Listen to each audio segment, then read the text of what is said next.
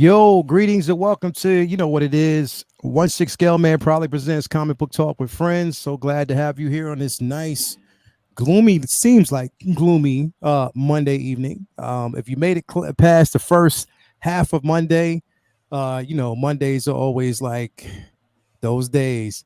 But if you made it past the first half and you got to this point, congratulations. So glad to actually have you here with us. Yeah, we're gonna be talking about some Miss Marvel tonight. Gonna have a really, really good conversation about Miss Marvel. That season finale was phenomenal in my opinion, my humble opinion. I loved it. I loved the entire season. Hopefully you did too. That's probably why you're here. A lot of reveals, a lot of things to speculate going forward with this character. Cannot wait to see her again in the Marvels. Hot Toys, please give us that Hot Toys figure quick, because I will definitely get it. I cannot wait. I love this character. It's probably one of my second best MCU films, our MCU series on Disney Plus, and I love it. I couldn't get enough of it. But so glad to have everybody here, but I can't do it without my esteemed colleagues. So I'm just going to basically bring them in today or tonight. What's going on, Vinny and Lael done me dirty. Okay, so here's the thing. Since we're going to address that, I'm going to address that right after I address the chat real quick. But Vinny, what's going on with you, brother? Man, today was the day I had my last huge job that I had to do for a season. There's plenty more to do, but this is the last big, huge job. So I had a 70-yard march job that I did today. I had to bring in a bunch of extra hands for it, and I'm so glad to have it in the rear view. So it's one of the last big, nightmare jobs that I had to fight with. So I'm very, very much so looking forward to getting out of the woods, so to speak, of the tough part of the season and into this little cool down eye of the storm period before fall cleanups and stuff. And then definitely. I have vacation coming up in end of the month into August, and I have Harry Potter in concert coming up on next weekend. So is it this weekend or the following weekend? The 23rd. This weekend coming up. This weekend coming up. All right, cool. That's what I was thinking. This past weekend, I was and you were there too. We were at the Roots concert that was right here in town, which was amazing because love hip hop concerts and usually have to travel to go to them. So it's amazing having one where you can just take a 5-minute ride home when it was over. That was amazing, and it was a fun night. Great vibes. It was incredible. Did you Running Man on stage? So many people believe that. It's hilarious. I know. I've been getting messages. So many people didn't even think you were kidding. Then I had family in from Pittsburgh and North Carolina this weekend too for my nephew's birthday, and then they hung out all weekend, and we went to Hershey Park and Chocolate World and dinner and all that stuff. So I had a ridiculous amount of the family all in one place again. It made me feel like when we were younger. You know how when you're younger, family's all around all the time, and then you get older and all the kids get kids, and then it's harder for everybody to get together. Well, this is one of those weekends where we formed like Voltron, and it was amazing. It was dope. Yeah, right, man. So yeah, I need a weekend for my weekend. Other than that, I'm good. Good money. Yeah. All right, man. And Butt Naked, man, what's going on with you, bro? How was your weekend?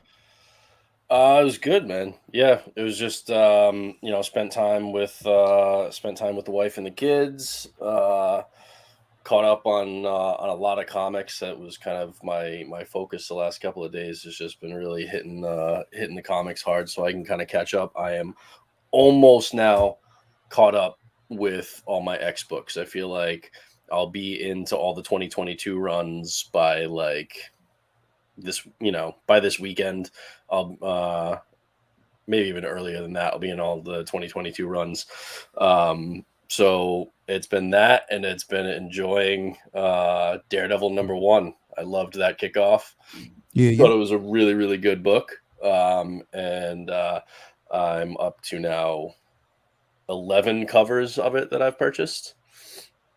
So I'm building quite a collection of those, man. So that's pretty much been my weekend. Yeah, man, it's so good to have everybody here. Let me address the chat real quick while we have them here, man. We got Vinny out there in the chat talking to everybody. William Owens is out there. Mike Fiella. We got the talented Renz Talentino. Tobar. My man Keith is in the building. We got let's see here, Dale A. We got Vibes in the building. We got, let's see here, man, who else is out there? Windman 42 is in the building. AJ Agrusa, Daniel Welfare.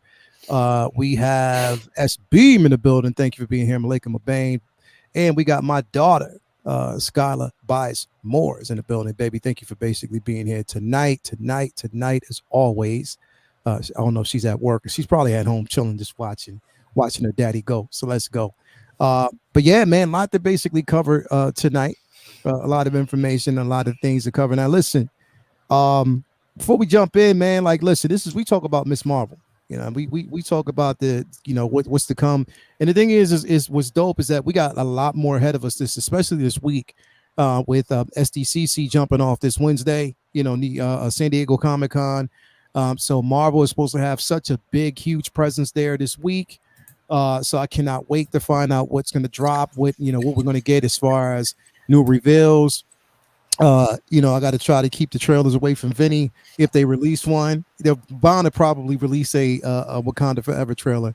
So we'll definitely we'll take that. But the artist says she's home eating spaghetti, ready for tonight's topic. Man, I want some anyway. But listen. I want to say this about this show. It was a pleasant, and when I say a super pleasant surprise. I loved everything about it from the beginning to end. Not one episode that I can honestly say that I was disappointed in, man. Like, I went back and I watched them all back to back, and bro, it did not disappoint. I love this character, and I didn't realize how much anybody could fall in love with one character and her family, especially in the MCU. But I really, really love this character, like so much, because it represents the everyday person, her coming of age, getting her powers. But she's just the everyday person, and she reminds me we needed that counterbalance with Peter Parker. What we got from Tom Holland's character. That counterbalance is her, because like she gives it that comedic value. She has the emotions that gives it, what it is. She is Kamala Khan, and no one else is going to be able to play this character because she nailed it. And I loved every single bit of it. And I was not disappointed with the finale. Once she murmured those words in Bigham, I was so happy that she did that. That we, got a chance to see their iteration. And it really now I can understand why they did this way with her powers, and I can accept it, and I love it. We did get that big reveal, but we'll talk about that in a little bit. But I'll start with you first, Vinny. What did you think, all in all, about this entire season so far? Everything leading up into today's or last week's episode. What did you think about it, man?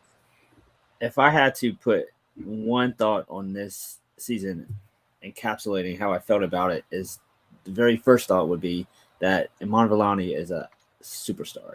Yeah, and we just seen like the birth of her career, mm-hmm. and it was really beautiful watching her act her ass off in this. And I felt like it's one of those very difficult and rare things, because we see a lot of teenage superheroes played by older people, and this is someone who's obviously played by someone who's actually a teenager and has so much charisma and life in her, and from her mannerisms to from her acting chops, it's just a really great breath of fresh air, a different type of a character that we haven't seen before, and not just superhero media, but just in media in general. There's just not that many roles where that's a commonality. And mm-hmm.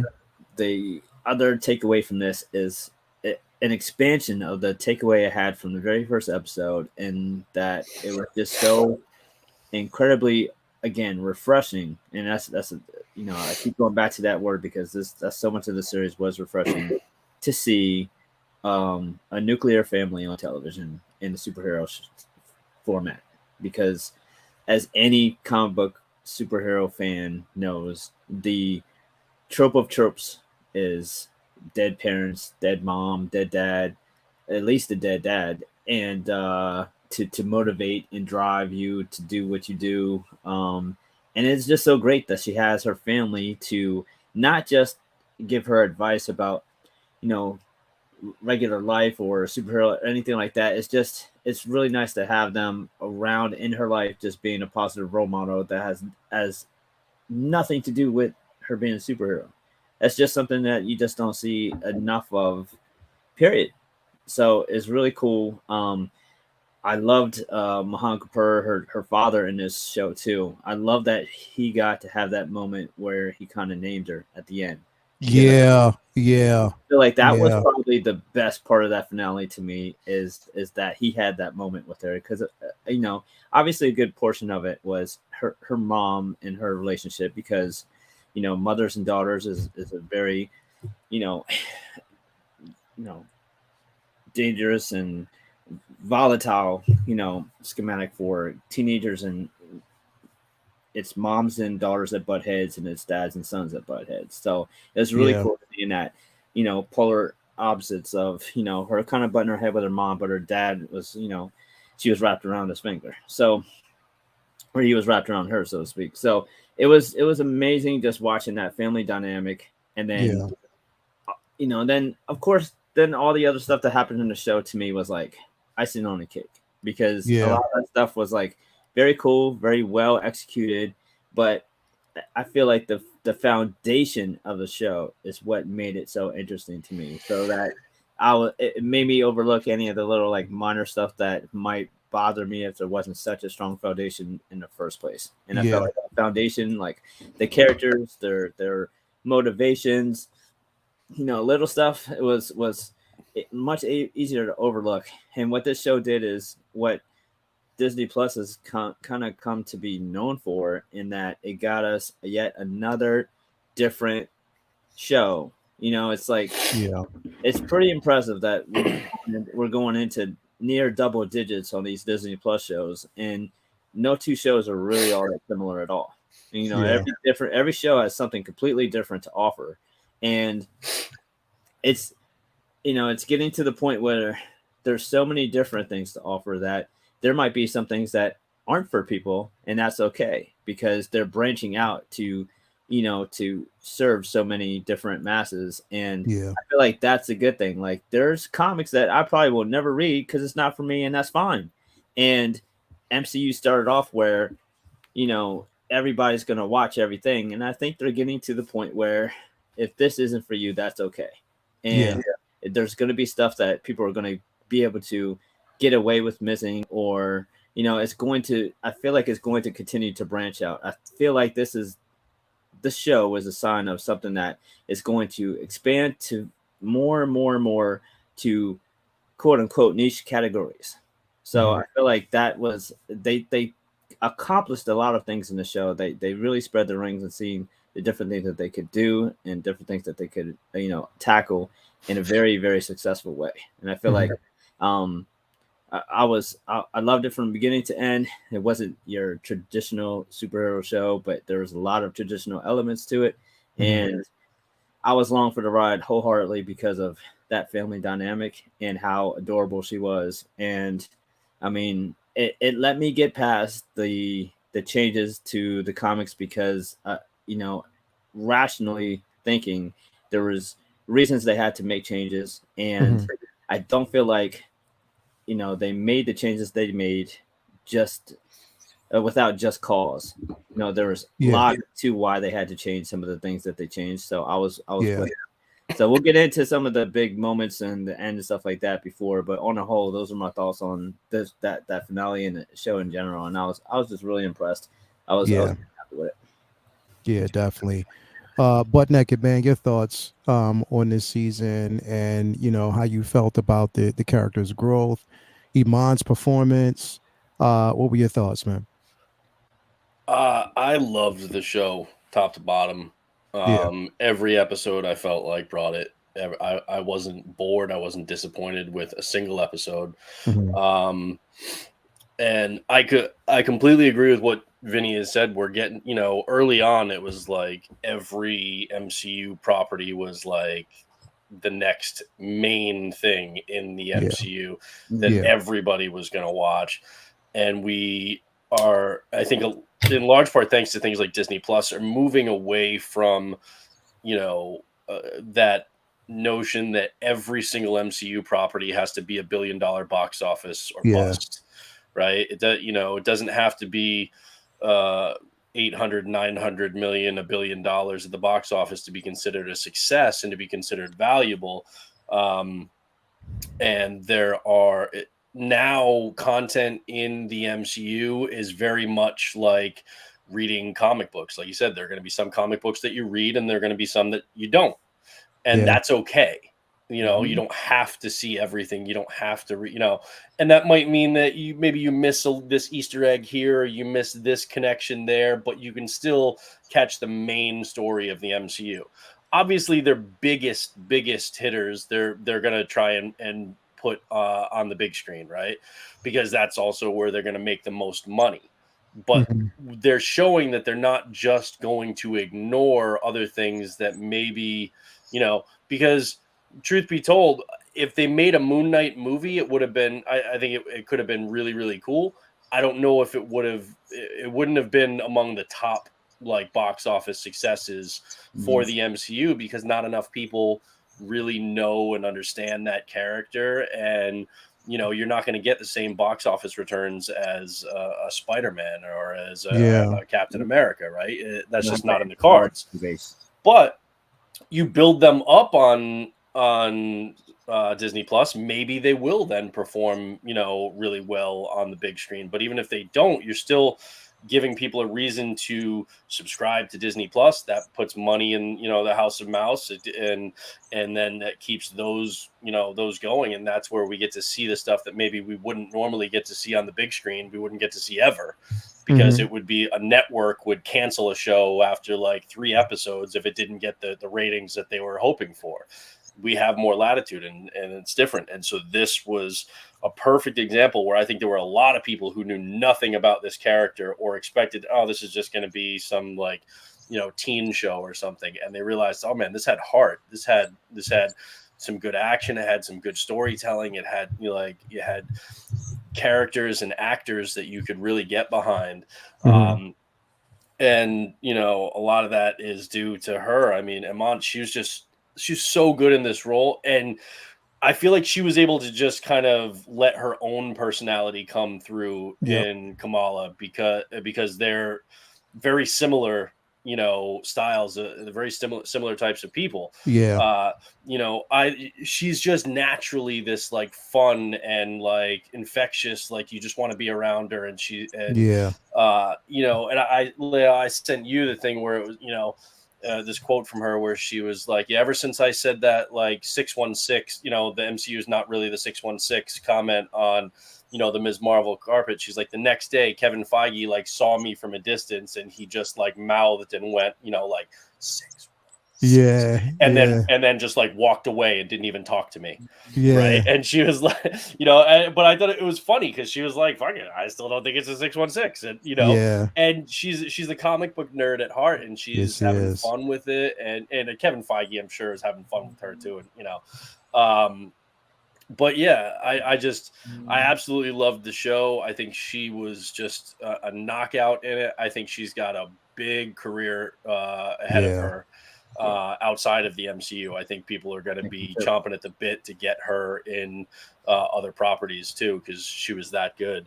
The supporting cast was great too. I mean, the dynamic with her and her parents was so good. I think we all, like you said, loved that scene where her father is giving her name, on that kind of roof of the house. It was just his heartfelt moments between her and her father and her and her mother.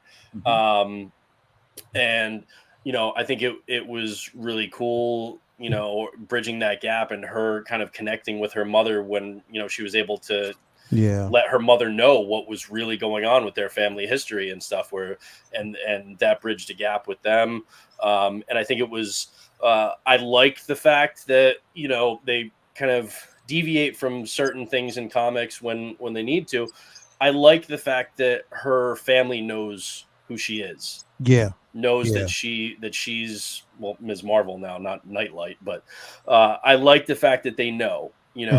Let's forget about the like, oh, I've got to like try and keep this a secret. Yeah, and yeah. Because then they spend so much time in the That's the tropes whole of thing. trying to do that, Yeah. that it takes focus away from actual plots.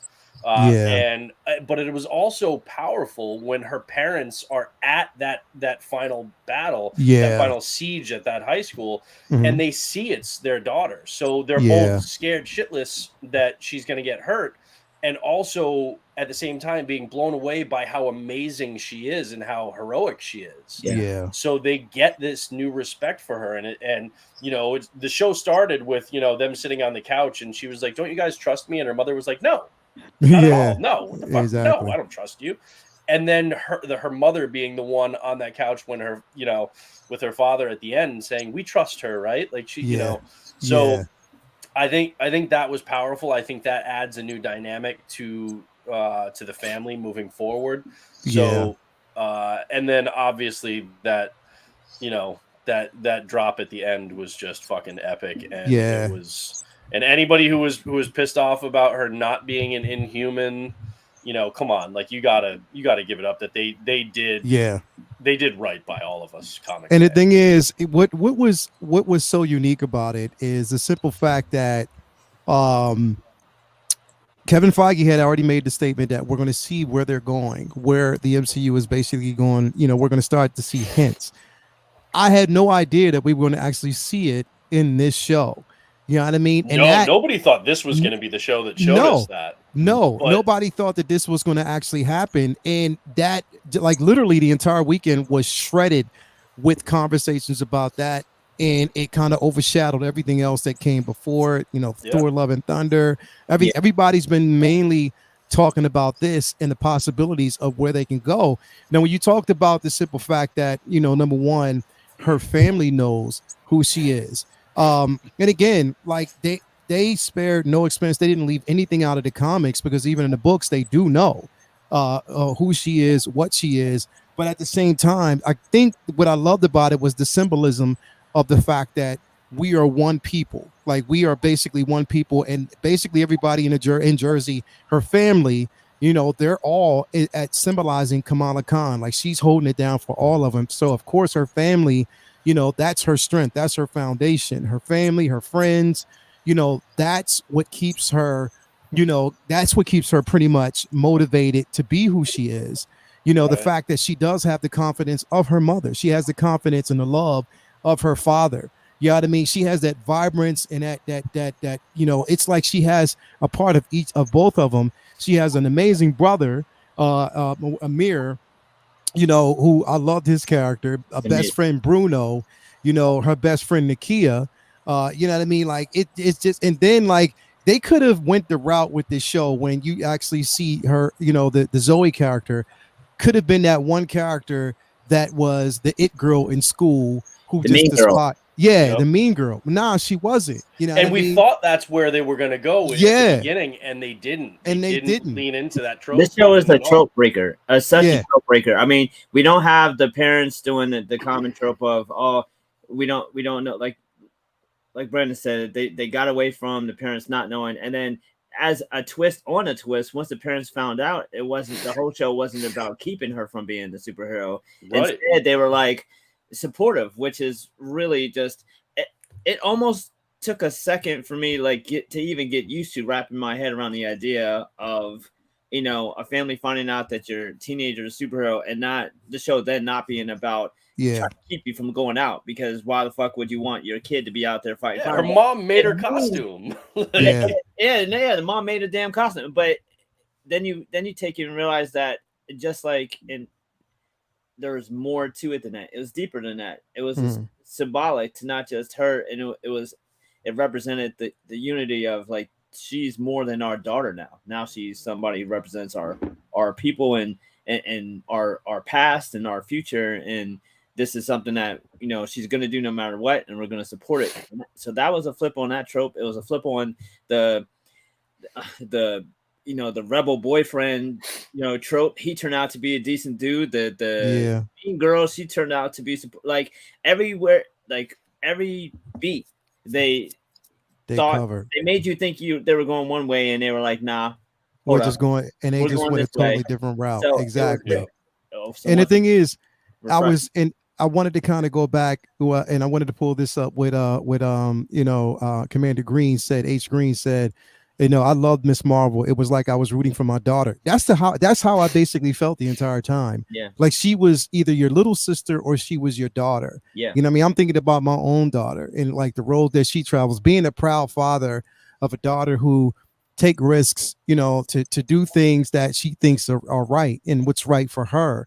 And you have to be a proud father, just kind of just sitting back watching that, and you just give them all the love that they basically require. Yeah. Like this is what this show was mainly about. It wasn't, the thing is, they could have easily went the route of making it like a teenage rom-com, some type of situation like that. But no, this deviated from it. It was a family show about a daughter who's coming to her own and still discovering her powers. You wanting to do right by her family and everybody within that city. You know what I mean? And having that foundation in people that were extremely supportive. You know what I mean? Like even you sympathize and empathize with the villains. You know what I mean? Because again, when you look at the simple fact that all they were trying to do at that point was get home by any means necessary, even if it was the wrong route. Even the mother's sacrifice for her son, you know what I mean, in the very end, when she sacrificed herself for her son so her son can have a better life, because she knew hers were over, and at the same time she sacrificed herself to close that portal, because she knew it was the right thing. Like there was so much that was actually going on, and the thing is, they made it to the point there was no definitive villain in this show. Like if you think about it, right, there was no villain. They were all it was flawed individuals with motives, but motives in a way that they were trying to just get home.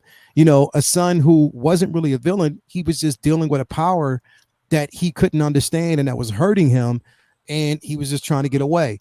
I love that it was no definitive villain. It was all about growth from both perspectives, from both sides. Whether you were the antagonist or the protagonist, you were basically growing. And that's what they showed. And that's what I loved about the entire season, just watching it, bro. And on top of that they kept it cultural. Like, again, I will always say that episode 4 was the dope. Like, I think it was episode 4. Yeah. That was like one of the dopest episodes. Yeah. It's not often where I'm learning something from a superhero movie. Historically and culturally. You know what I mean? That, like, there was, like our buddy Mark mentioned, like, I know about the partition. I went and read up on it. Like, that's how I felt too. Like, I was like, okay, I know I heard a little bit something about this, but they didn't really teach us that shit in school. So it gave us the opportunity to go and learn about it and learn more about, some shit that is right here, right in our country too. Like these are people who live with us, and we don't know. Sometimes we don't know much about them, and on a whole, you know what I mean? So that's definitely some interesting, representation that there is for people to learn about and to understand about. And there's so many nuanced things, and so there's things that have cultural relevance. There's things that had coming of age relevance. I also love that this was a show that celebrated women without beating up men. I mean, this was every bit go girl power, but it wasn't. But fuck men though. It was just yay her, not boo them, which is really like, it matters. You know what I mean? That's important. Sometimes when you have to kick something down and lift something up, it takes away the importance of that lift up part. So that was deep. I mean, it showed a level of equality between both genders, and that was the thing. Is who would have months ago, if we had been like, okay, Doctor Strange, Thor: Love and Thunder, and Ms. Marvel on Disney Plus, which one is going to give us the most significant reveal as far as the future of the MCU? Would any of us put money on fucking Ms. Marvel? Nah. But they did with that one word, mutation. And that guitar riff. That damn guitar riff. That guitar riff. And this is the shit that crazy. There were so many people online. There were two things that people were refusing to believe. One, they were saying, no, she's not a mutant. That's not what that meant. And 2, that she swapped bodies with Captain Marvel. Yeah, She didn't like swap places with her.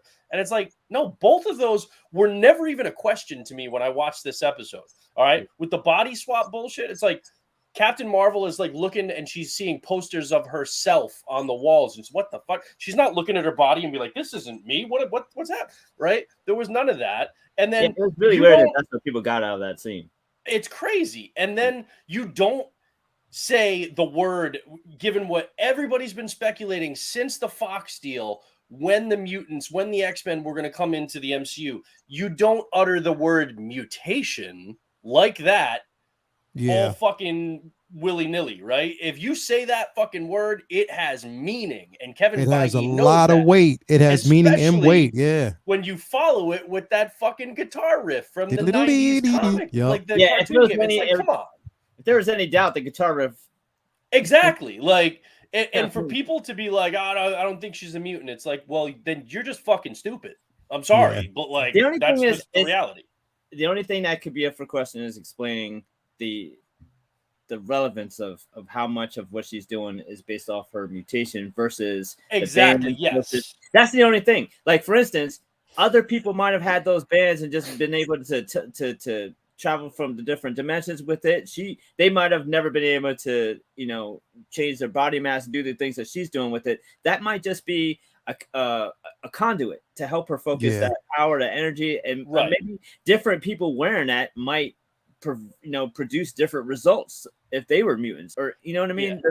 There's a lot. There's definitely they've got to explain. There's new questions, but they definitely answered.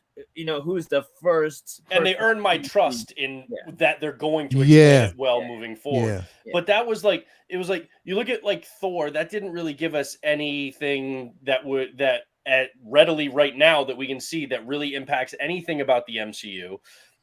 Doctor Strange, it's like, well, okay, Wanda is, I don't think she's really dead, but like Wanda's off the board. She's not an Avenger right now. And there are incursions, right? So but we don't know how that's gonna take shape with Clea. That was all very like, there's no clear whereas this is a big fucking moment in the MCU. Yeah, it is a moment that we've been that pretty much Kevin Feige said his 5-year plan. And that's the thing. And this is where we're at. This isn't like he did that and now it's going to be fucking we've been waiting for that first thing. Okay. And we thought it was going to come in Doctor Strange when we found out that Patrick Stewart was going to be in there. But then we realized that's not what that was. That was a fan service kind of thing and working in the Illuminati and stuff like that. Okay, fine. But this is what starts it all right here. Yeah. Like, we're not waiting for what's the thing that starts mutants in the MCU. It just happened. The ball is rolling now, and that momentum, you can't stop. It's only going to build. Yeah, definitely. And that's the thing is like they gave us that moment. They gave us, that heat up, in a way that it was like, it was definitely unexpected. Like, I didn't see it coming. Nope, I didn't see it. But here's the thing, though. This wasn't the first time that Bruno in this season says something to her about it. The source of your power is not that gauntlet. It's within. He said this, and I think in season 3. That was just kind of like, yeah. I think it was like episode 2 or 3 that he basically said that your power, or 3, I believe, when he said your power is within. He was like, what if it's not from the bands? What if it's in you and the bands are just letting it out? Talk, and now it seemed like, okay, now there's scientifically he means it. Yeah. Like, it's just mainly there. You know what I mean? So, and that was the beauty of it. It was like, wow, like the revelation came out of nowhere, that music hit. And then afterwards, that's when it was like, all right, now we cannot address this. We cannot not address this before people start speculating and thinking that's not what it is. We have to nail it in the coffin like that. First off, the writer came out. Yes, she's a mutant. The showrunner and Kevin Feige. And Kevin Feige basically said it. And then Iman was like, well, yeah, I didn't know that. She was like, I didn't know until that episode. That's where they were going. She's like, but yeah, now that we can talk about it, let's go. The showrunner even said that, hey, at the end, this has to be said. Like these exact lines have to be said. She is a mutant. Like you do what you want with the rest of the show, but this moment right here, this has to happen. And you know what? Here's another thing too. And people have to understand this, is that with this particular character, the original intent was for her to be a mutant, not an Inhuman. The original intent was written for her to basically be a human. I mean, a mutant, but they switched it over and made her an Inhuman because of the symbolism of the character and her being Miss Marvel. You know what I mean? So she was necessary. And if we're thinking about the Inhumans and the mutants themselves, bro, they're actually almost damn near one and the same, to be quite honest. They're basically the same. Inhumans were basically Marvel's answer to not promoting the X-Men while Fox still had the movie rights. Like in the comics, the Inhumans were basically just another way to have, superheroes without saying everything was a mutant. It was just a different way without saying something was bitten by a radioactive animal. Right. You didn't have to come up with origin stories. It was another catalyst. There's only so many different origins that Stan and Jack and them were just running out of shit. So okay, it's a mist that changes you, which is such a great idea. But if you're going to be coming at the same time or before the mutants makes it so complicated for the average person. If that's how they're going to do it. So it makes sense. Like, I hope that doesn't mean that no in humans, period. But I hope this makes it a delay for them. Yeah, definitely. And in the books too, it worked because, the Inhumans have, ties to the Kree, right? They have ties to the galactic side of the books. And so, then you've got ties with Captain Marvel, and it was a good way to kind of to do that. But at the same time, she right now making her a mutant. Well, mutants have ties to a lot of the space exploration sides of the books too. And my hope is that as we explore, with Guardians of the Galaxy and Captain Marvel now, like the Marvels, like that movie and stuff. If we're getting the mutants in there, I would love if we saw the Shi'ar in the MCU, right? Yeah.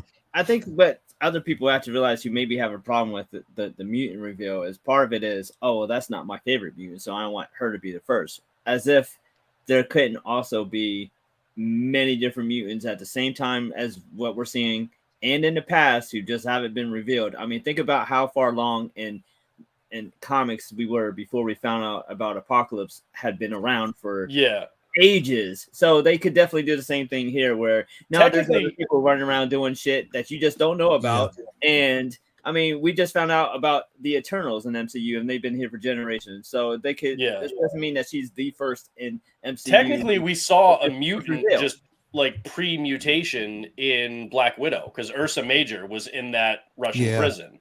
Yeah. So it's just a reveal. Yeah, we'll see how they do it all, but like it was great and it got me excited. And then knowing that Marvel is gonna be at SDCC, that made me. It's like, what do you think? So if there's more than one big reveal, then okay. But if there's only one, all right, not talking about like a Black Panther 2 trailer or anything like that. If there's only one big reveal, do you think it's Fantastic Four or do you think it's X-Men related? I think Fantastic Four, we won't actually see that until D23. I think that we'll see it there. But I think this one is going to be built up of everything else that we know. I think that they want to make a splash at D23. And who knows, they might make an announcement, I think, but I think as far as the Fantastic Four, it would be projected there. D23, yeah. Because right, you think it's, I don't know, like the timing, you've got Ms. Marvel and you've got that reveal right at the end of it, just what, like 2 weeks, a week and a half, 2 weeks before SDCC when they're going to be there and everybody's now talking about mutants in the MCU. I feel like that, and there was all this talk that Taron Egerton was talking that he had met with Kevin. And you Feige. See that boy now? You see that how big dude is right now? Fucking jacked. Holy bro, shit. He's jacked. Like I didn't think he could get that big. He is huge. He's jacked straight up. So Yeah, I don't know. I mean, obviously, there's going to be some big stuff for D23 because that's their sole event, and they can control it, and that's going to be a big push for them. So I do think something big is going to be there. But here's the thing: Kevin Feige's not going to SDCC without something. Hell no. He doesn't walk onto that stage in Hall H without a fucking banger. It's just a matter of something what it that's is. going to knock. Yeah. It's going to be something. Yeah. So I can honestly say that we're going to have. I mean, there's no doubt in my mind that we're going to have a trailer for, Wakanda Forever. So that's there. That's already set. There's no doubt in my mind. If it's not there, it's going to basically be at D23. So there's only two ways they can do it. But I think it's going to have to make a splash at Comic-Con. But I also see we might even have some footage from the Marvels. We might even basically have more talk about what is it, the Quantumania. There's so much more content. Do you think they do a timeline like they've done in the past with all the logos and like the timeline of what's coming in the next? Possibly. I think yeah. I think that's. I bet you Eternals 2 is on that. You think so? There's been a lot of rumors that Eternals 2 is internally is on the slate, and I kind of believe it because the MCU has had some swing and misses, right? But like, I don't see Kevin Feige just abandoning the plans that they have laid out for the Eternals. Maybe they course correct. Maybe they go with a different director. Maybe they try and punch up certain aspects of the script and tighten things up.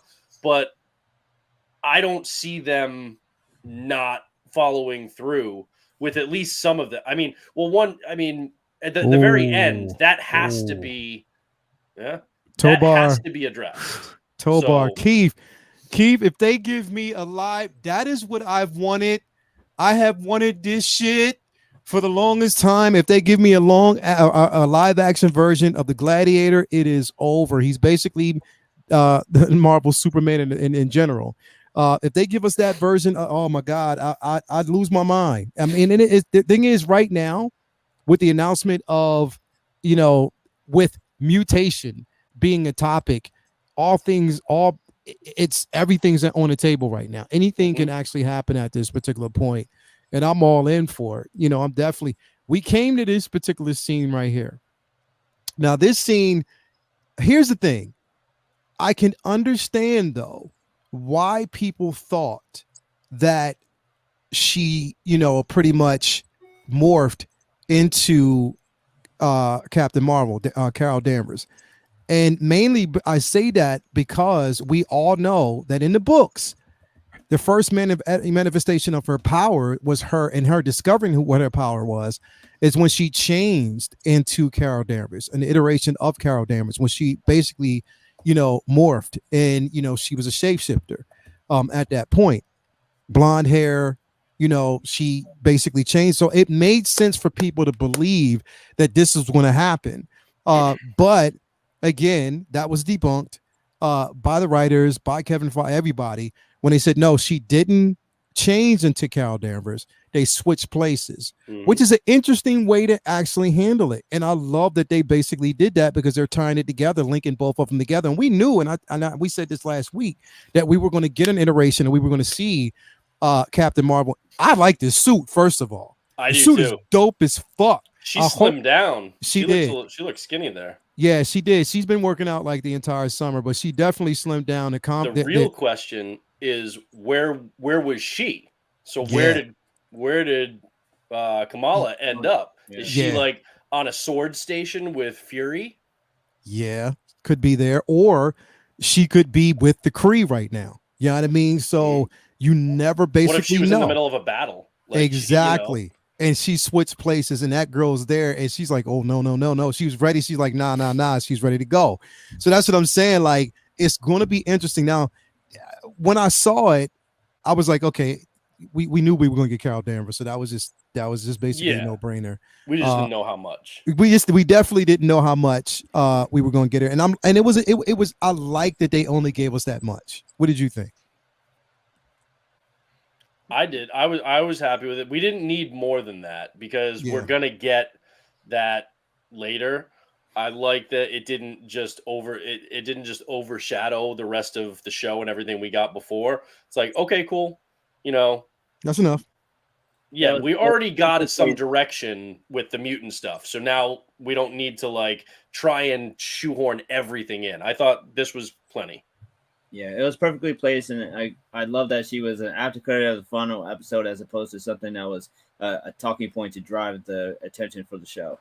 Like they let her, they let her be an Easter egg as opposed to something that was taking the spotlight away from her mom. So I definitely love the way that they handled it, and then this also at the same time sets up promotion for the Marvels. So Yeah. very very wisely done because it also sets up story wise too. It's not like her just running into her on the street or something stupid like some kind of it's something that sets up the story point for the show, because obviously one of the things that we talked about at the beginning of the show is how someone who's so green hang with these other Marvels who are going to be probably facing something that is way out of her league, and Yeah. this gives a plot device for her even being involved in something that Carol obviously wouldn't even involve her in if she had a choice. And you know what what this show has made me want more than anything, and I know that it may be a little, it's pie in the sky, but we have to get him eventually. But seeing Kamala Khan in this show, that actress, she's just so damn good, and the way she sucked us all in, man. I need her and Miles. I need her and Miles. Yeah. Like, yeah. let's work. Like, I don't get me wrong. I love Tom Holland. I want him in the MCU moving forward. But Sony and Marvel and Disney, you got to work it out to get Miles in there. Because we just need Miles in general. He's a great character. He can stand on his own. We've seen how people have reacted. Fans have reacted to him in the Spider-Verse animated movie. And one of the really fun things, if you ever read, the Young Avengers, the team ups, the Champions, books, Miles and Kamala have a really good dynamic. And man, if they get the right kid in that role for Miles, and you've got, Iman Valoon is her last name, I think it is. Vellani. With her and the right Miles, as you're putting together like a Young Avengers team, you bring in Haley Steinfeld, as Kate Bishop. We bring in some more characters that they're setting up. That could be a super fun cast, and I think they could make a really cool, whether it's a show, a movie, I don't care, just give me something. But Miles is long overdue at this point. We got to get him in there. Yeah, definitely, and it makes sense. It makes sense that they would do something like that, especially considering, their because even in the books, like you said, they have so much chemistry. Yeah, and the Miles books are hot right now. Yeah, the Miles books are hot right now. That combined with the Across the Spider-Verse animated movies coming up, the two of them, plus Insomniac Spider-Man 2 game where you've got Miles and Peter in there after, Miles had his own kind of solo one at the launch of the PS5. Like, now is a really good time to bring that character into live action. And I think they've got to do it. I don't know if they're gonna, but I mean, all the pieces are in place for them to be able to do something like that. Like, let's do it. Yeah. I mean, it just makes so much sense. For them. I mean, you got Riri, you got Miles, you got, Captain Marvel. I mean, Miss Marvel. You have so many iterations, basically, especially of the young, and on top of that, we are getting the younger versions, Young Avengers. We know You've this. got They're setting this Isaiah's up. grandson. Exactly. The Patriot. Yeah. You've got him. Come on. Yeah. But I feel like they know this. They know everybody wants it. I feel like I'm happy that they didn't just shoehorn it in just because we want it. I feel like that's a really important character for them to get right. If they're not ready, oh, absolutely, they got to do it right. I definitely feel like we're gonna get it down the line. I feel like part of the part of the problem is, I mean, geez, look how long look how many Spider-Man stories were told before there was a Miles. So I'm sure they feel like, how's it work if we're juggling both at the same time? But if there's any character that the fandom can sustain, two of its Spider-Man. Mm-hmm. So, and the other thing is, I'm not super excited or anticipating them doing Miles, because we're still talking about Sony. Like, for all we know, Sony is going to control how they do Miles without Marvel's input. And if that's the thing. It's got to be in the MCU, not that's the thing. If it has to, you know what I mean?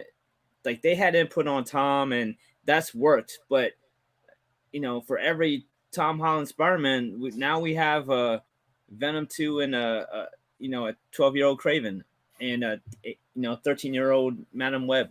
So I'm not. And Morbius with no blood at all. For all I know, they'll cast a 30-year-old Miles. So I'll wait and see on I'm not. I definitely want. I'm 100% on board with you there. I definitely want the character, but it has to be Marvel at the helm. It has to be Marvel doing it like they've done with the Tom Holland movies. Sony is distributing, but Marvel is the creative force behind it, and it fits into the MCU. I don't want to see a Miles if it's going to be in the Venom, Morbius, Craven, fucking Madam Web movie universe. Exactly, because fuck that. Because if they fuck up Madam Web, it's like, you're stupid, but so what? Not if, when they fuck up Miles, we're all pissed. You know what I mean? Yeah. If they fuck up Craven, we're all pissed, but not like, we don't take it personal. They fuck up Miles, we're all going to be beside ourselves. Yeah. They fuck up Miles. It's just like but here's the thing is that they fuck up Miles. They know they fuck themselves, plain and simple. Because here's the thing, we've already gotten mentioned, and this is why I think there's a high possibility that we could see Miles in the MCU. And I always go back to No Way Home when, Jamie Foxx makes that statement, oh, there has to be a black Superman somewhere. You know what I mean? That statement wasn't made in the Sony universe, even though we know it was a Sony film. It was made in an MCU distributed property. An MCU produced property. You know what I mean? So that's my hopes that we could possibly see Miles in the MCU. You know what I mean? Or his presence in the MCU. It has to be done with Marvel because it has to. Just and so like One Pouch Man said, Spider-Man merchandise alone generates $1 billion a year. Disney needs to buy out the Spider-Verse from Sony. That's not an option available to them. Sony will not give it back to them. Put it this way. Disney bought Lucasfilm to get Star Wars primarily, but then they got they got Indiana Jones too, but it was really for Star Wars. That was their big focus. For $4 billion. They would have to shell out more than that, much more, just to get Spidey. And I used to say this all the time, even before they teamed up and started, and before Civil War, before there was any kind of deal. I would always say, like, judging on Star Wars and the Marvel buyout, that those being $4 billion, write them a check for $10 billion. It might take a decade to make that money back, but you wouldn't have this stupid shared custody BS that you have now. It would be least every one of us seen it coming a mile away that they would have this stupid shared custody baby mama drama with Sony and Marvel. It would be at least 8 to 10 billion at minimum. I would have said 10 billion. Before they had the success that they had when it was struggling and they had to go to Marvel for input to help to share it, that is when they might have taken $10 billion.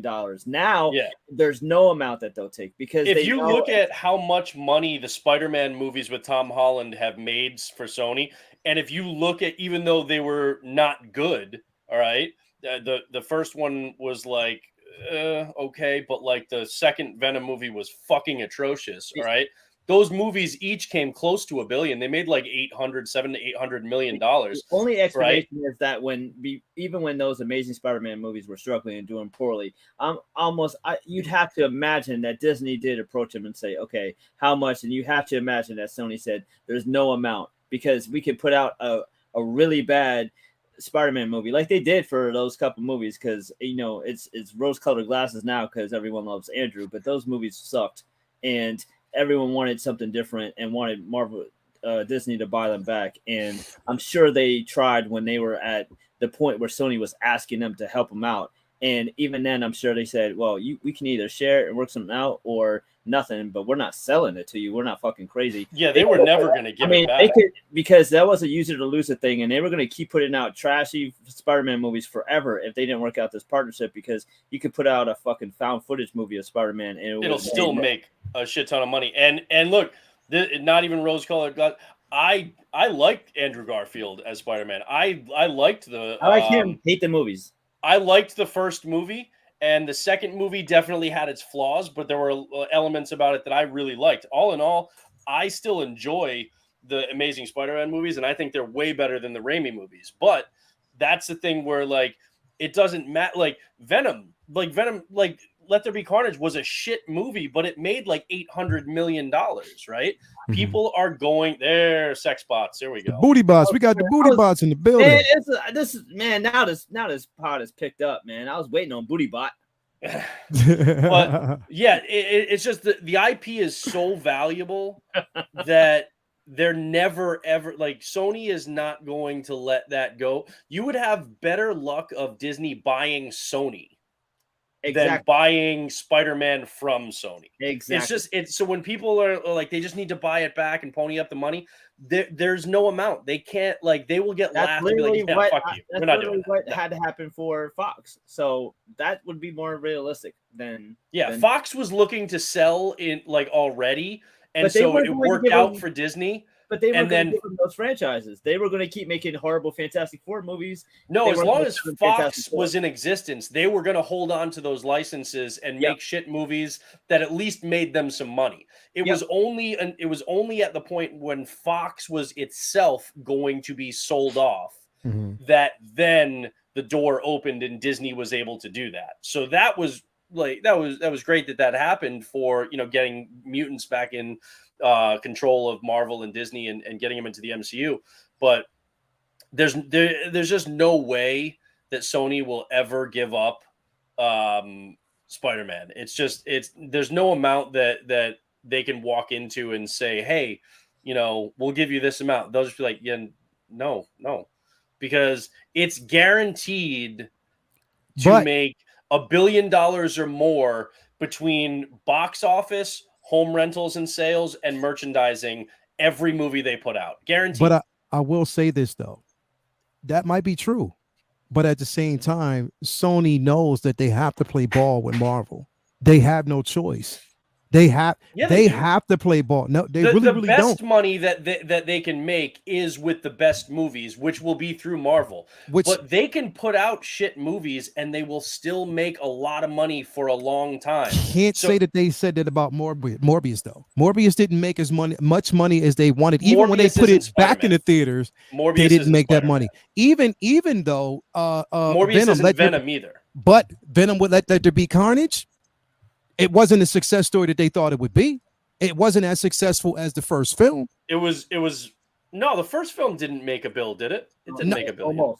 Almost. They were both at all right. So they were, I mean, within like 100 million, because that first Venom Carnage made like 800 mil. That first Venom film almost made $1 billion, which is what made them almost back out of that partnership with Marvel, because it gave them delusions of grandeur that they could do it on their own. Yeah, they made Let There Be Carnage still made like 850 million, to the point where they were able to greenlit a third one and Madam Web, and so those are still successes in their book, though. But you're greenlighting. Okay, so you're greenlighting Madam Web. You're greenlighting Kraven the Hunter. You're greenlighting these particular films because you're trying to develop IPs under the Spider-Man moniker. Yeah. But not attaching them to Spider-Man. To Spider-Man, and that absolutely makes no sense. So here's the thing: let them do it, because the more they continue to do shit like that, they're digging their own grave. The thing is, somebody like Kevin Feige, who right now, I mean, here's the thing: Marvel has its own things to worry about right now, because you have a CEO right now who's trash that is being outed. And they got to kind of make up for that right now. Kevin Feige doesn't have as much power, but I think here's the thing is, I think he has the power, but his choice is to kind of fall back from Marvel, because I think he is really, really concentrating on what he's doing in Star Wars right now.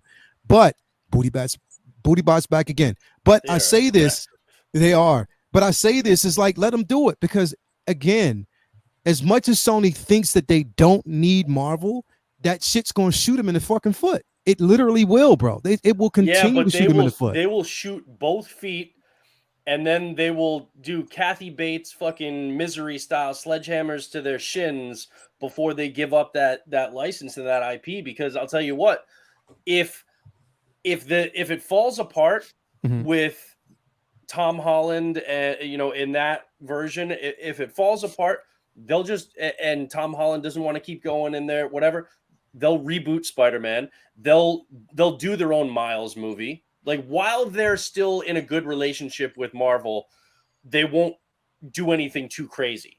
But if that falls apart, Miles, boom, they're gonna do it. A new Peter, they'll do it. They'll do all of that shit, and because Sony will just be, we're gonna run with it. We're gonna do it. We'll do another Andrew Garfield movie, right? We'll completely reboot, because it's still they can still generate buzz with Spider-Man. Okay, you can still, and Venom is so iconic and looks so similar to Spider-Man, right? And so he's an iconic villain that, yes, they can then build their own kind of Sony, Spider-Verse, non-Spider franchise over on that side and use him. Morbius is like that. There was no way that Morbius was ever going to make the same amount of money as Venom, because he's not a top tier villain, and they didn't even make him a villain, but he's not a top tier character in the way that Venom would be, right? So that, even Kraven the Hunter, it was a great character, but outside of comic book fans, not a lot of people are going to necessarily understand that, whereas casual people who just have a passing knowledge of Spider-Man know Venom. Like, they've seen Venom, right?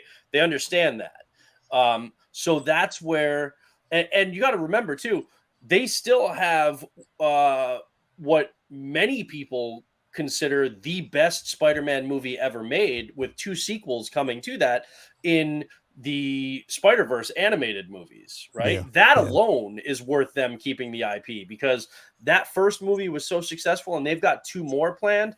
If they can't get anything going with live action, they'll be like, fuck it, we're just going to do a whole animated. They need to do that now. Like, universe, right? A whole animated universe, and they're just going to go hardcore, and then then they could bring in Venom and Green Goblin and all those other characters into the animated mythos, right? So there's even if they just have flop after flop on the live action side, the animated one is enough for them to keep it alone, that they're not going to sell that shit to Disney for anything.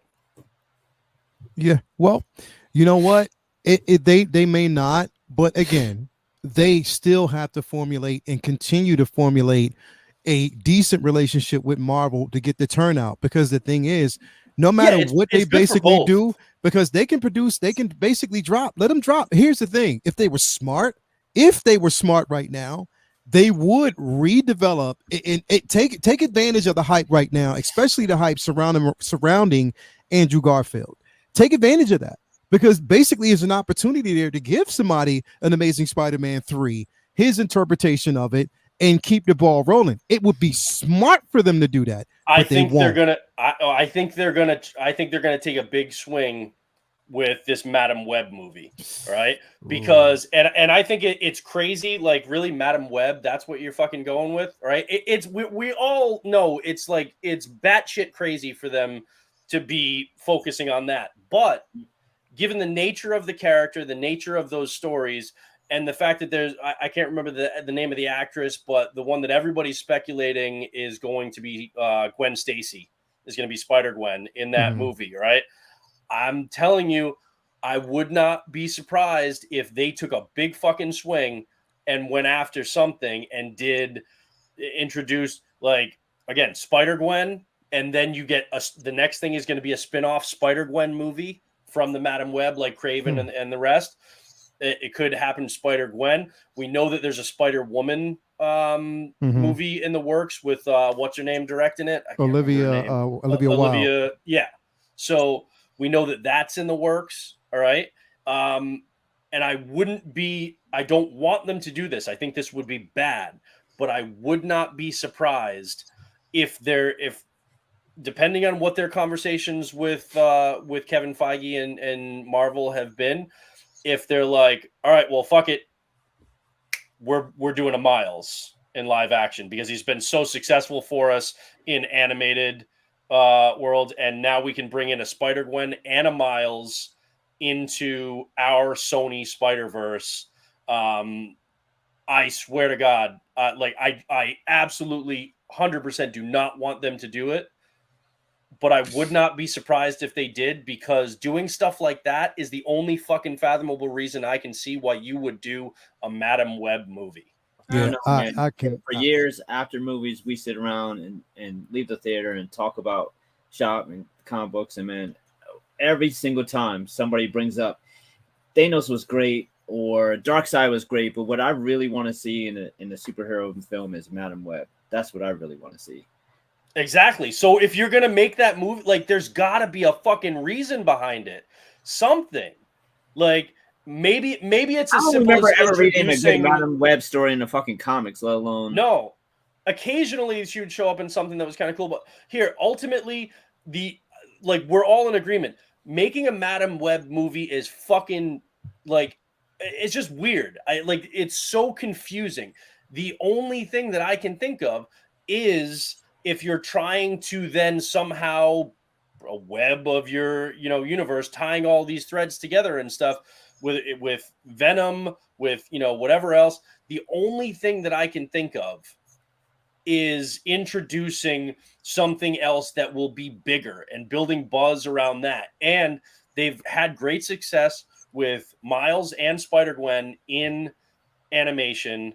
And again, there's been heavily rumored that this actress who's been cast, again, I can't remember her name, is going to be the Spider-Gwen character in live action.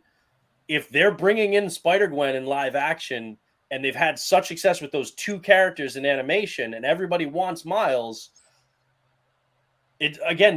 introducing some big hitters like that is the only reason I could think of why you would do a fucking Madam Web movie. With a 30-year-old. Yeah. Sony's got some ageism. Well, there are two versions of Madam Web. There's like an older one and then a younger one in the books. But the older one is the only one that's like... But like the older one is the one that people think of when they think of Madam Web. Exactly, with the blindfold and the gray hair and It's kind of like when Amazing Spider-Man did Lizard from like the version from 1963 that was immediately changed. And they're like, well, see, it's comic accurate. No one thinks of that version of Lizard when they think of Lizard. They don't think of how he was drawn in 1964. They think of how Todd McFarlane draws him. Yeah.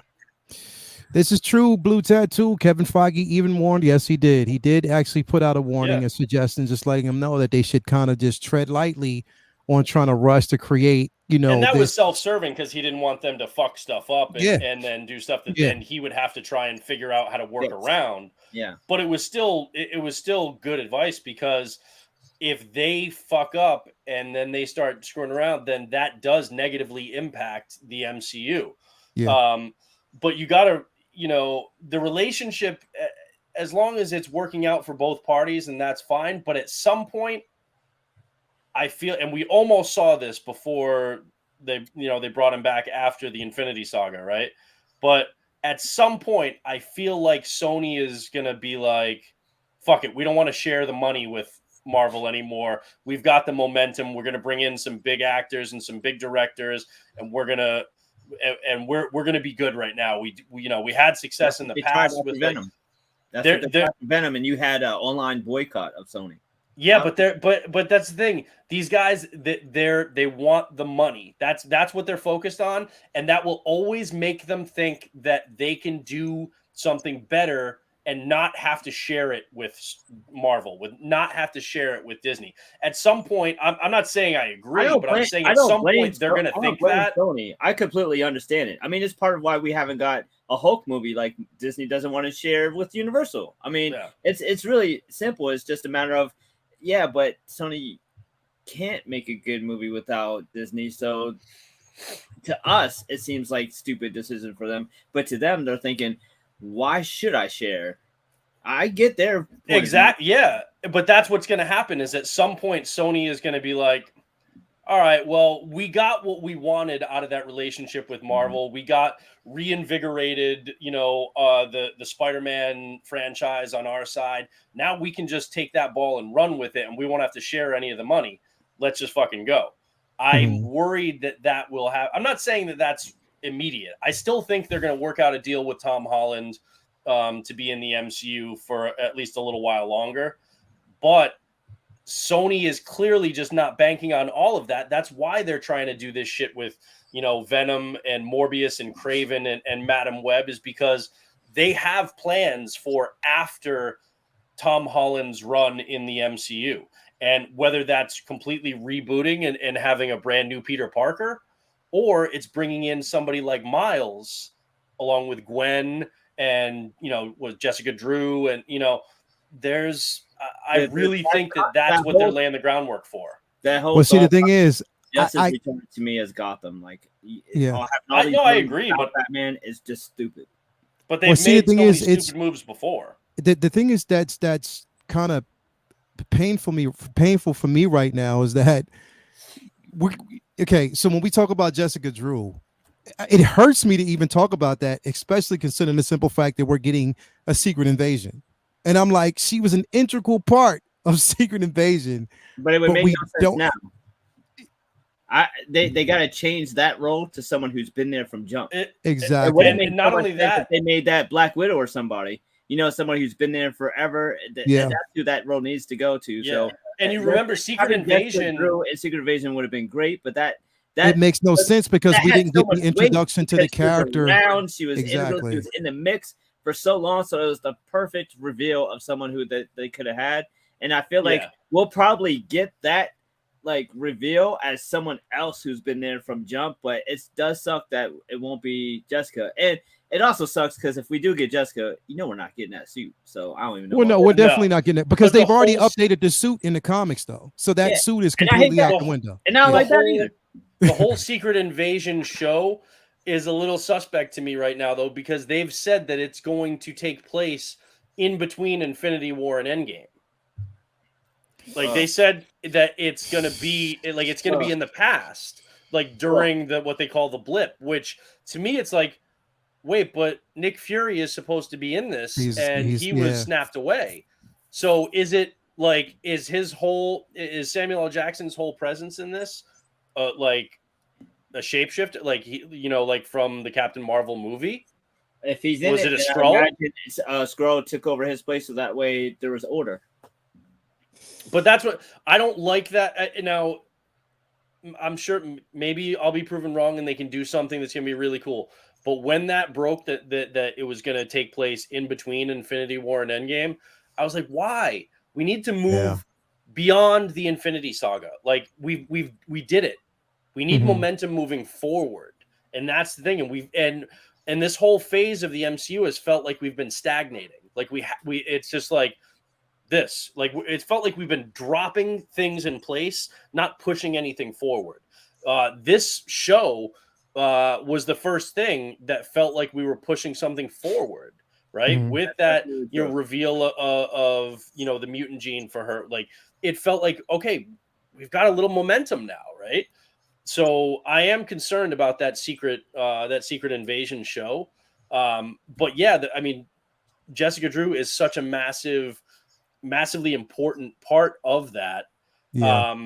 And that's a big retcon. Like that's a big change to now. Granted, it's entirely possible that the Secret Invasion version that we get in the MCU is nothing like the books. Because it's not like Civil War, it took the the kernel of Civil War in the books, but then told a completely different, story.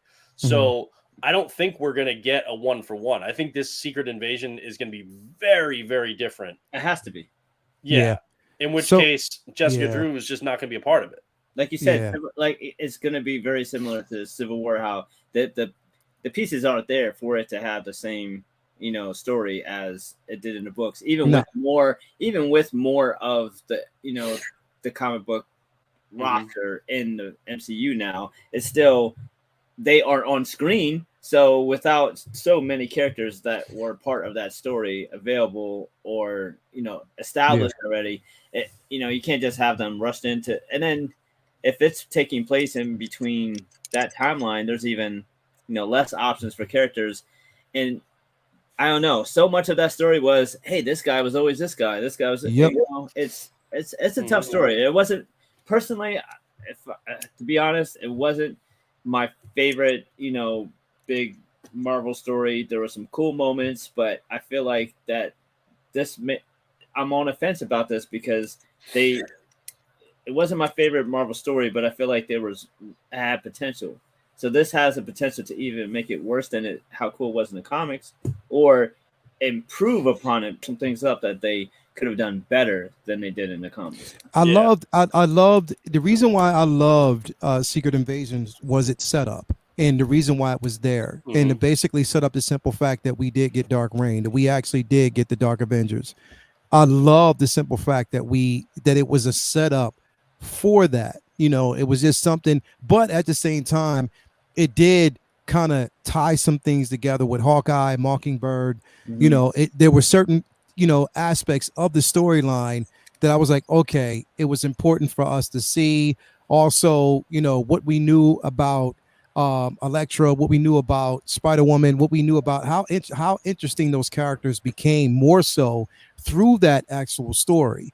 You know what I mean? So storyline. Exactly. And on the simple fact that there was a development to whereas there was a level of mistrust between heroes. I loved it because of that. And then for what we actually got with, going forward, we got, of course, the Dark Avengers, Siege, everything. It all spawned from Secret Invasion, and I love that aspect of it. So, which makes it also frustrating to me because with Captain Marvel setting Skrulls up as like actually heroes and good guys and are fun and hilarious, that makes me so like the bar is so low for Secret Invasion for me because that takes away that aspect too. They're supposed to be fucking villains who have infiltrated us for decades and decades without us even knowing. So, ta-da! Here's a funny joke. That's not scary. Yeah. Lael, there are two comments in the chat that I just wanted to hit on real quick. One, Mike Fiala said, just spitballing, but do you think Secret Wars will take place with the characters that were snapped away wherever they were for those 5 years? Well, Secret Wars and Secret Invasion are two different storylines. So we're getting Secret Invasion on Disney Plus. Secret Wars is a different storyline, although the Russos did say that the two things that they would come back to the MCU for that they would be excited about would either be X-Men or Secret Wars. Right. So I don't know if that'll happen. But the other point just kind of ties back to Spidey. One Pouch Man said that Madam Web will bring all the live action versions of Spider-Man. That's what he thinks, including Ben Reilly. I hope to fucking God not, because you cannot, like, we talk about you can't have Venom without Spider-Man. You can't have the clone of Spider-Man without Spider-Man. You cannot do Ben Reilly. You can't just, he's a different Spider-Man and his name is Ben Reilly. Okay, he's got a great last name, don't get me wrong. But you cannot bring him in. His story is tied to thinking he was the real Peter Parker and then finding out that all the memories that he has of Uncle Ben and Aunt May and that, like, and dealing with that, the psychological fallout of that, all right? And even just in the most recent Beyond arc that they just did, you cannot separate Ben Reilly from Peter Parker. On this one. I vehemently disagree because Ben Reilly has been the biggest joke of the storyline with Clone Wars saga. For the 90s, that was the biggest, most clowned storyline ever. So it makes they definitely did him dirty on a lot of fronts. It makes perfect sense. I mean, Ben Reilly is cooler now, but for kids who were around in the 90s, that was, everyone hated it. So it really makes sense now that Sony would be so oblivious to be like, you know what you want to see? They want to see a Ben Reilly movie. Yeah, he was. That would be the biggest fucking mistake that they would ever make if they did that. Everybody loved the design of him when he dropped it, in the 90s. Everybody loved the look of him, but hated the character. But the thing is, I think there have been storylines where they did a good job with him. Most they've treated him like a clown, right? But there have been stories where they did give him something to really work with. Okay. But the thing is, even there are characters that we've seen that have been kind of a joke that then they bring into, either animation or live action. And we're like, wait a minute, they did that character well, like in live action. Like, okay, Ben Reilly would be a perfect character that you could bring in and you could actually make right. You could do well in the movies. My point is like, damn, booty boss again. Yeah, My point is not that they need to do a Ben Reilly. I don't think they do. The reason being is that if you're going to do it and do it well and do it better than the character has received treatment in for the majority of his history, you need to still have the emotional element of him thinking he's the real Peter Parker and then finding out that he's the clone. And you can't do that without Spider-Man. So if they bring a Ben Reilly who's already a kind of shit on character, he literally just did that with having multiple Spider-Man in a film. I don't think exactly. So you can't bring him in the Madam Web movie. They're not going to do it. I really hope they don't. They're not going to bring Ben Reilly in. That's just something that they're, because that's a whole different can of worms that they don't have enough meat to tell that story. And it's a stupid ass story. So they better not. Madam Web movie. Okay. True. But I don't think they're going to make that mistake. But I don't think that they're going to make the mistake of basically bringing Ben Reilly into that Madam Web, because number one, it's not really. Here's the thing: is there's a certain narrative that they're actually following with Madam Web. Ben Reilly doesn't basically fit that narrative because number one, why would you bring that character in? And which I can understand, but why would you bring that character in when you have number one, so many different other things and iterations of Spider-Man that you still haven't basically resolved to bring Ben Reilly in without that exactly showing their hands and how stupid they are. So if they did some shit like that, again, I don't think about how funny it would be though if they, after all these different independent Venom and Madam Web and Craven movies, don't bring in Tom Holland as Spider-Man, but eventually bring him in as fucking Ben Reilly. It would be just so Sony. It would, and here's the thing. Look, again, they're making a fucking Madam Web movie, and look what they did to Cletus Cassidy in Venom: Let There Be Carnage. Oh, after that, all they're not just bringing that in. As what they could do that's stupid. But they're not just bringing Madam Web in. They're not just basically bringing in Craven the Hunter in a stupid ass way to whereas he's vegan. They're like straight up. They're not just doing that. They're bringing in what's the fucking that stupid ass character, and they are really honestly Mexican wrestler dude. Fuck, and I'm like, are y'all fucking kidding me, man? Film. Yeah, played by Bad Bunny. Yeah, like what the fuck are y'all doing? But again, this is why I'm Sony saying, being if they're gonna Sony. do that shit, they will take any character that they have the rights to, and they have the rights to Ben Reilly. They will take any character they have the rights to in order to try and make $1. I guarantee it. Like, that's stupid. The thing. Do I want them to? We're all in agreement. It would be a stupid fucking thing for them to do. But they have shown they are not opposed to doing stupid fucking shit. Anyway. Given that it's a stupid ass movie, I've chosen to ignore it. Exactly. Exactly. So here's the thing. Right now, I want to kind of jump back on this because I want to end it on this particular note. We have, again, for those who haven't actually seen the finale of Ms. Marvel, make sure that you basically do. This is where we're headed right now. We're headed basically towards the Marvels, where we have Monica Rambeau, we have Miss Marvel herself, and then we also have Carol Danvers in one particular film called The Marvel. I'm so glad that they changed the name, that it's going to be isolated into just the three of them. Whatever potential that we actually get with other characters, I mean, we'll see. I'm not really interested in that. I'm just interested in a good story. And I have the confidence now that they have that final piece of the puzzle there with Iman Vellani in it, and she, in number one, knowing that she can carry her weight and she can carry her own. We already got a chance to see what Monica Rambeau can do. We already know how that character again? Who Monica Rambeau before the Marvels movie. I don't know, because we're not going to see Ms. Marvel or Captain Marvel, because that's going to be in the movie, is like that moment. If anything, that's definitely. But I want to see more Monica Rambeau and develop her a little bit more before we get into the Marvels movie. If anything, there might be a possibility here. Now, here's the thing, because this is why I kind of don't believe the simple fact that the Secret Invasions is going to be between. I don't want to believe that right now because it's not going to make sense. I'm hoping that's not the case, because it's really definitely not going to make sense. And seeing Nick Fury the way we see Nick Fury, some of those like snippets and those screenshots that we got of Nick Fury and how old he looks, I have to believe that it's going to be a version that we're going to see after Infinity War. But that's what I think, because Sword is definitely going to be involved. That's probably where I'm going to think we would probably see her again. Or maybe briefly. Guardians. Or maybe Guardians. We could definitely see that. But yeah, I think that those would probably be the two possibilities of what we would actually see her next. So, again, and the thing is, I've been talking to Lori, but she's like, I'm not giving nothing up. I can't give you shit. I was like, all right, cool. Don't. You just gave me something by telling me that. So I'm just hoping BootyBot's back again. BootyBot's back again. They must love this show. They really do. I don't know, but yeah, there might be people in the chat who want to find love. Like, stop kicking BootyBot out. Yeah, I got to kick BootyBot out. I got to kick the BootyBot out. But yeah, so again, I'm just happy to see where it's going to go with these, three. Hopefully, and again, I think this is going to be a hell of a movie, though. I think people who are down on the first Captain Marvel movie, because of that, don't let that leave a bad taste in your mouth and discount this, because this, I think, is set up to be something pretty cool.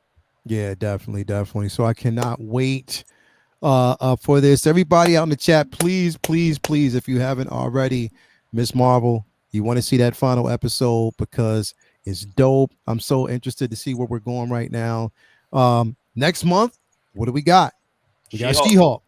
And Andor at the end of the month. And too, right? Andor. Yeah, we got She-Hulk and Andor at the end of the month. Mm-hmm. And there's a lot riding on She-Hulk. A lot of people basically don't want to give it its just due. They think it's going to be a flop. I don't. I think it's going to be dope as fuck. I can't wait to see it. It is straight from the comics. It's the iteration that we're supposed to get. Yes, they will clean up on the CG.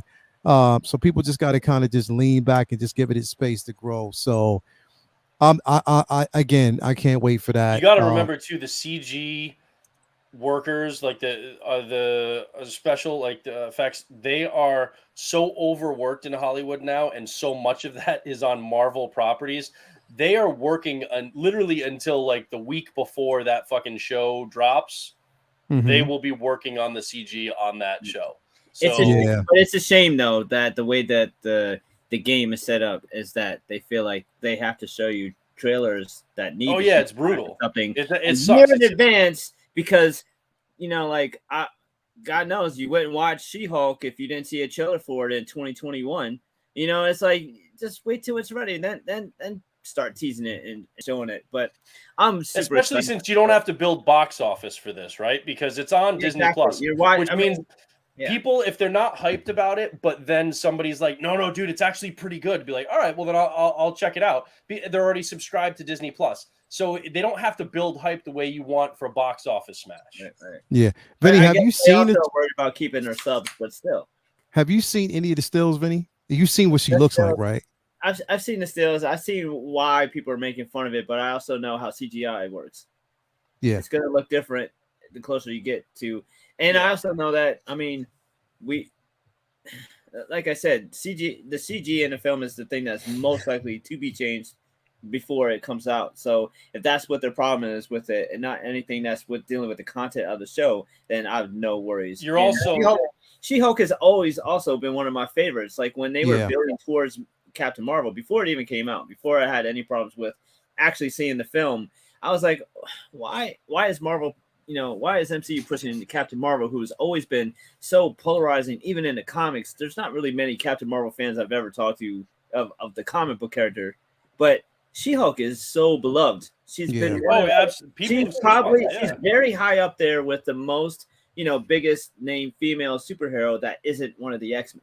And that's one of the that's one of their big problems. All the top tier female superheroes were tied up with the Fox properties, with the X-Men. So She-Hulk was the no-brainer for years. I didn't understand because she's so well-rounded, because you got the great stuff in the courtroom with Jennifer, and then you have, how great she is as a thinking Hulk.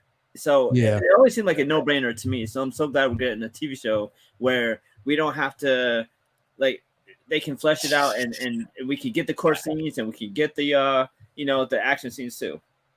You also got to remember that that we're seeing the trailer and all the stills that are pulled from it through YouTube compression.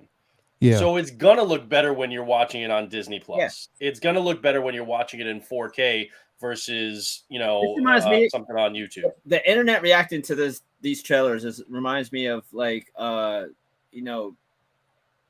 video game fanboys arguing over the graphics in a game that might be fun as hell to play, but it reminds me of like an Avengers came out and no one even gave the game a chance because the actors look weird. And they're also criticizing it from streams and stuff on YouTube. And it's like, man, there are some games that look like absolute garbage when you watch a trailer on YouTube. And then when you're playing it on your 4K TV on a PS5, you're like, oh, fuck, this thing is beautiful. Yeah. Right? So, like, people got to calm down with that stuff. Lael, do you want to explain? Oh, yeah. You didn't do that. I figured I'd give you the opportunity. Oh, yeah. So basically, you're talking about the sense of the name. So real quick, before we bounce out of here and everybody, I want to say thank you for coming. There's two things you don't basically do. One is you don't mess with, of course, what we love, either comics, collecting, everything nostalgia. You don't mess with that. Number two, you don't mess with a man when he's taking a shit.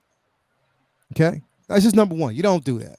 We got it. When you're taking a shit, you got to be, in your zone. This man decides basically to video chat me like he does. Video chat me. So I was like, you know what? I'm going to bring you into my world. So I'm sitting on the toilet and I hit, I'll take the call. Video chatting while I was taking the shit. FaceTime on the shitter. Exactly. On the shitter so you can bask in all now, the Vinny, ambience. let me ask you a question. Bask in all the ambience. If you're about to call Lael, does your phone give you a warning that says Lael's on the shitter, don't call him right now, wait a half hour? Does it give you one of those? I don't know, FaceTime dudes. Vinny don't call. Vinny doesn't place calls. Vinny doesn't. All right. Well, he doesn't talk on the phone. I'm just saying, anybody in the chat, if you're about to call, FaceTime, audio call, anything, do you get a notice that says, nope, they're on the shitter, don't do that? And I was going to actually send you a notification when you FaceTime me because you FaceTimes me all the time. So like, what the fuck? Come on. I was going to do it, but I was like, nah, I'm going to bring you in my world. Let you basically, while I'm taking a shit. So I was like, you could have just like declined the call and texted me and be like, let me call you back. So then he's like, I'm gonna give it to you all, and he grabs the door and he starts going, I'm gonna blow it all at you. Like, I'm like, dude, that's not how phones work. I can't. It doesn't matter. This is fucking smell-o-vision. Smell-o-vision app. Smell-o-vision app. That's what you're going to have to get. Smell-o-vision app. That's how we. I'm just saying, it's simple. Like, hey, let me hit you up in like 10 minutes or however, maybe a half hour if you got a slow kind of, I didn't know what you had eaten for lunch that day, Yes. But like, I'm just saying, it wasn't fully necessary, Orange Juice Slim, for you to answer. Yes, it was the FaceTime call right then and there. Yes, it was. It was definitely necessary. Anyway, that's where the name comes from. Everybody out there, thank you for tuning in. We got 47 people out there, man. Thank you for hanging with us the entire night. It was a great discussion, man. I can't wait till we got. Next week, we're just going to, because again, we don't get She-Hulk, but we're going to prep. We're going to prep with some more things. Well, we want to talk this over. We should have plenty of stuff coming out of SDCC to talk SDCC, so that's going to be the discussion. And we could also get into some comics, like, some separate from the MCU. And we're going to get back to recommendations, definitely, because we got to start doing that. But yes, everything is going to be geared towards SDCC. Damn, this dude is persistent. So come back. I know them booty bots are back. Come back, basically, and yes, we will be talking about everything that happened and everything that transpired at SDCC. So again, thank you guys for being here with us tonight. Butt Naked, what you got coming up, bro?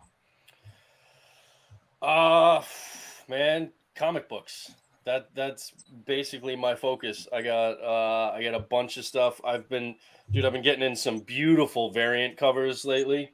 Mm-hmm. This bad boy, Moon Knight, Black, White, and Blood.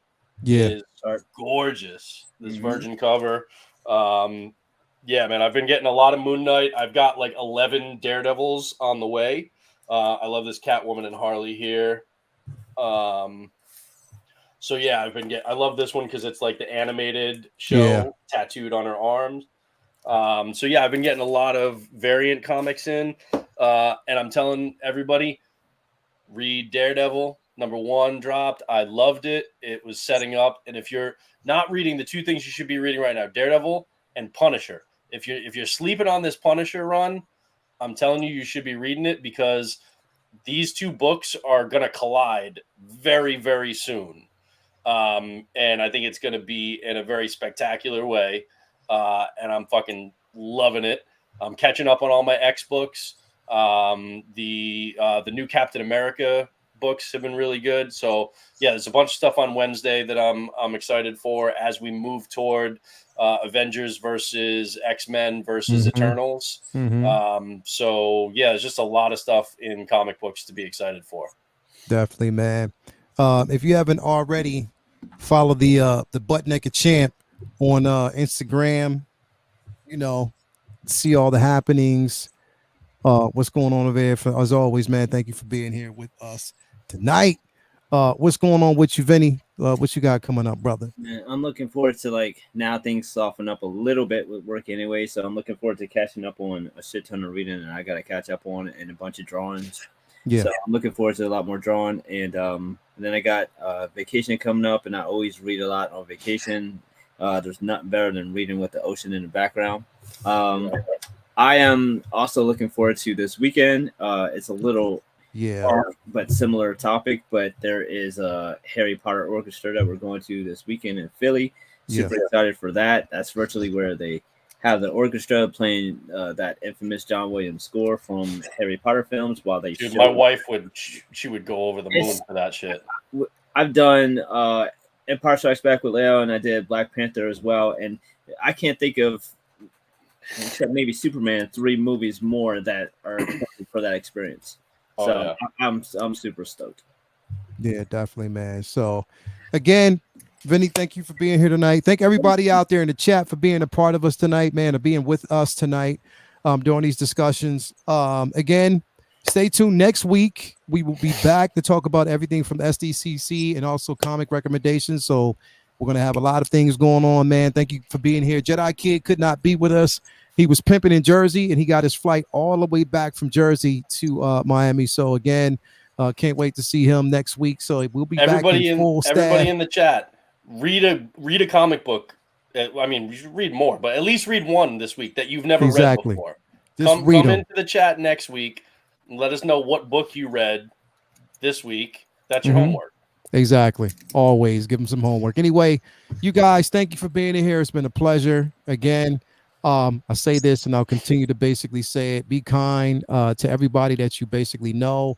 We're all geeks in this community, and we love what we love. We read what we read, and we celebrate what we celebrate. Again, it's not all about, collecting what you love, but you know what? It's about the love for collecting. As always, let's go.